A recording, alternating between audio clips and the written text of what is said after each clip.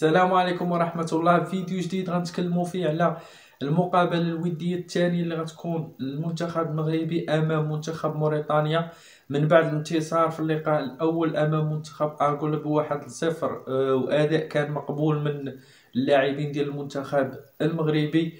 فالمنتخب المغربي غيواجه في ثاني المباريات منتخب موريتانيا في إطار الاستحقاقات المقبلة، أقربها تصفية كأس العالم 2026 اللي غتكون في شهر 6، وكأس إفريقيا اللي غتكون إن شاء الله في المغرب سنة 2025. مقابلة اللي أيضا ما غتكون سهلة على المنتخب المغربي، خصوصا أن المنتخب الموريتاني والكرة الموريتانية عامة فهي تطورت بشكل كبير في هذه السنوات الأخيرة، خصوصا الأربع سنوات الأخيرة فشاهدنا تطور كبير الكرة الموريتانية. وآخر الإنجاز التاريخي ديال منتخب موريتانيا في كأس إفريقيا اللي كانت في الكوت ديفوار، إنجاز غير مسبوق للكرة الموريتانية، إنجاز اللي غيبقى يعني في الذاكرة ديال أي موريتاني، أنك تأهل لأول مرة في التاريخ من دور المجموعات، وفي مجموعة صعبة جدا أمام أنغولا، منتخب الجزائر ومنتخب بوركينا فاسو، منتخبات اللي كتوفر على لاعبين جيدين. وتمكن المنتخب الموريتاني انه يتأهل للدور الثمن النهائي رغم الخسارة في اللقاء الأول أمام بوركينا فاسو ب1-0، وكان قدم أداء جيد ولم يكن محظوظ.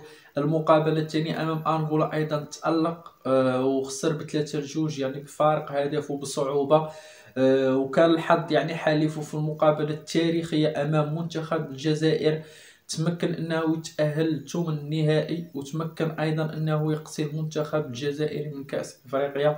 انجاز اللي غيبقى تاريخي بالنسبه للمنتخب الموريتاني. في الدور الثمن واجه منتخب صعب اللي هو منتخب الرأس الاخضر، وخسر بصعوبه بنتيجه 1-0.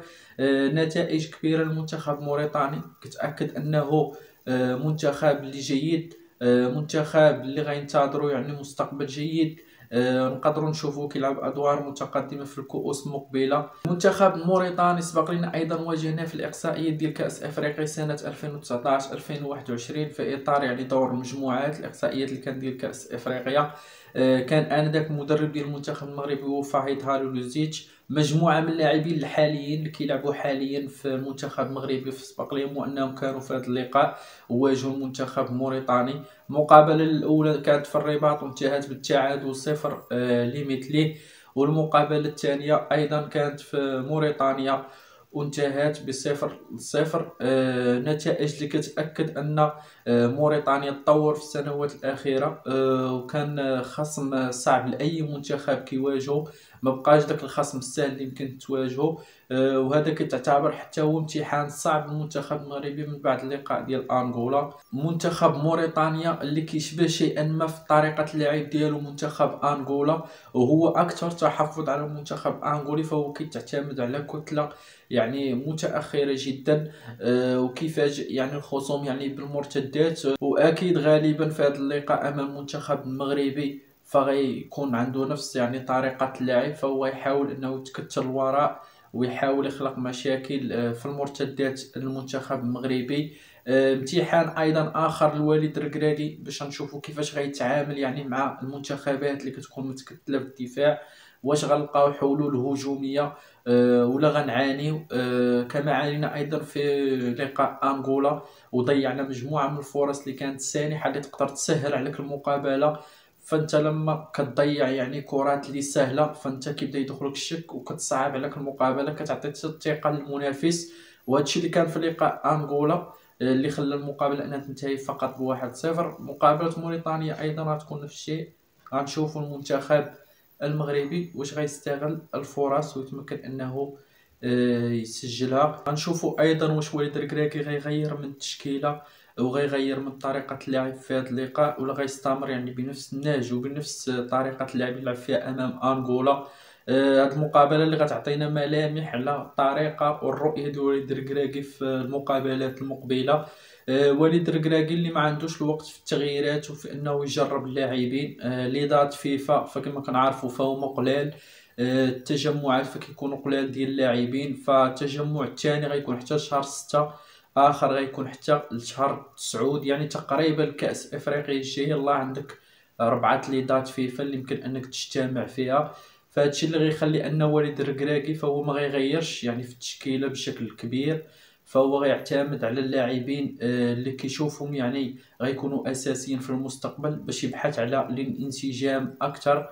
خصوصا كاينين بعض اللاعبين اللي هما جداد على غرار يعني ابراهيم دياز، على غرار بن صغير، فلاعبين اللي خاصهم يتجانسوا مع اللاعبين الاخرين. فهادشي اللي غيخلي وليد الركراكي انه ما غيبحث انه يغير بزاف في التشكيله بقدر ما انه غيبحث على الانسجام. التشكيله اللي لعبت امام انغولا فكانت على الشكل التالي: بونو في الحراسه، كان نايف اكرد، اشرف حكيمي، عطيه الله وعبقار في الدفاع. بالنسبه للارتكاز فكان لعب جوج لاعبي ارتكاز: سفيان امرابط وأناحي، امامهم كصانع العاب ابراهيم دياز. في الاجنحه فكان حكيم زياش وبن صغير، وفي الهجوم فكان ايوب الكعبي. الا شفنا اللاعبين اللي ما قدموش شيئا ما اداء جيد في هذا اللقاء ويمكن التغيير ديالهم باش يجرب لاعبين اخرين وليد الركراكي. واظن حتى في هذه المراكز فمازال ما كايناش رؤيه واضحه لوليد الركراكي. هادشي اللي غيخليه يغير في هذه المراكز، خصوصا مركز قلب الدفاع جنب نايف اكرد، فمازال ما كاينش استقرار من بعد رومان غانم سيد. فمازال وليد الركراكي في هذا المركز بالضبط غيبحث على لاعب المستقبل اكيد. في هذه المقابله امام انغولا فلعب عبقار، الان مازال داري ومازال شادي رياض. يعني لاعب اظن بشكل كبير غيكون في هذا اللقاء يا اما شادي رياض ولا داري. غالبا يمكن يكون شادي رياض. علاش؟ حيت شادي رياض عنده الاولمبياد، ما مشاش المعسكر مع المنتخب الاولمبي. ما يمكنش انك تحرم المنتخب الاولمبي من لاعب وما تلعبوش يعني في المقابله وديه ويلعب بعض الدقائق. فهاد الشيء غيكون علامه استفهام. فانت لاعب اللي مكنتيش غتعتمد عليه في مقابلتين، فكان من الاحسن انه يبقى مع المنتخب الاولمبي ويستعد رفقه طارق السكيتيوي. يعني بلاش ما تنادى عليه. كنظن هادشي اللي غيخلي والد الركراكي انه يعتمد على شادي رياض في هذا اللقاء. بالنسبه لخط الوسط فشاهدنا أناحي ايضا ما قدمش اداء جيد، فهادشي اللي غيجعل يدخل يعني كندور ريتشاردسون هو اللي غيلعب اللقاء جنب امرابط، خصوصا ان دياز فهو كيميل للاعب الهجومي اكثر، فخاص امرابط يعني اللي يعاونو دفاعيا، فكنظن غيكون ريتشاردسون.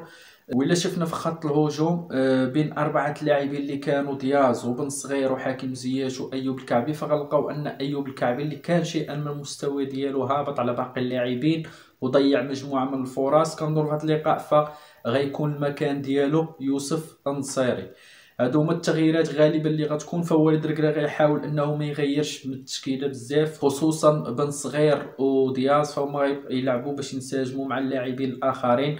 فغالبا هذه التشكيله اللي غتكون: ياسين بونو، شادي رياض، ونايف اكرد في وسط الدفاع، عطيه الله واشرف حكيمي في الدفاع، ريتشاردسون وامرابط في خط الوسط، امامهم دياز كصانع العاب، حكيم زياش كجناح وبن صغير ايضا كجناح، وفي الهجوم غيكون يوسف النصيري. واخا كنتمنى في هذا اللقاء ان نشوف سفيان الرحيمي مكان بن صغير باش نستغلوا سفيان الرحيمي اكثر ونشوفوا في هاد اللقاءين. لعب بعض الدقائق يعني في لقاء انغولا، علاش لا نشوفوه رسمي في هذا اللقاء. رحيمي اللي دخل امام انغولا في البدايه كراس حربه، من بعد مشى كجناح وشفناه يعني اقوى لما كان كجناح. سفيان الرحيمي بالاعتماد عليه كراس حربه فاحنا غنتحرموا من مجموعه من المميزات ديالو ونقاط القوه ديالو، خصوصا لما كيلعب كجناح فهو كيمشي وراء الدار ديال المهاجمين، كيستغل انصاف المساحات، كيمشي في العمق. مجموعه من المميزات، السرعه بالاضافه الى السرعه ديال سفيان الرحيمي. فهادشي اللي كيخلي ان سفيان الرحيمي كجناح فهو افضل من راس حربة. سفيان الرحيمي اللي كيجيد يعني اللاعب امام الفروق اللي كتكون متكتله للوراء، فهو كيستطيع انه يمشي وراء الدار ديال المدافعين. هادشي اللي كيخلي ان سفيان الرحيمي في بحال هاد المقابلات اللي كيكونوا فيهم المنتخبات متكتله للوراء فهو غيكون يعني ورقه مهمه لوالد الركراكي والمنتخب المغربي. هادشي اللي كان بخصوص التشكيله اللي تقدر تكون امام المنتخب الموريتاني. نتمنى أن المنتخب المغربي يظهر بوجه أفضل من الوجه اللي ظهر به أمام منتخب أنغولا، يستغل الفرص، يحاول يسجل يعني في البداية ديال اللقاء باش يحاول أنه المنتخب المنافس يفتح اللعب ويبحث عن التعادل، وهذا الشيء اللي سهل المأمورية على المنتخب المغربي وخلي أنه يسجل أهداف أخرى. كل ما كتعطل في التسجيل كل ما كتزيد تعطي ثقة للمنافس، كل ما كتصعب عليك المباراة.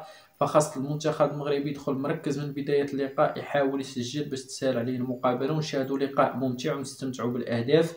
هادشي اللي كان، تلاقاو إن شاء الله في الفيديو الآخر.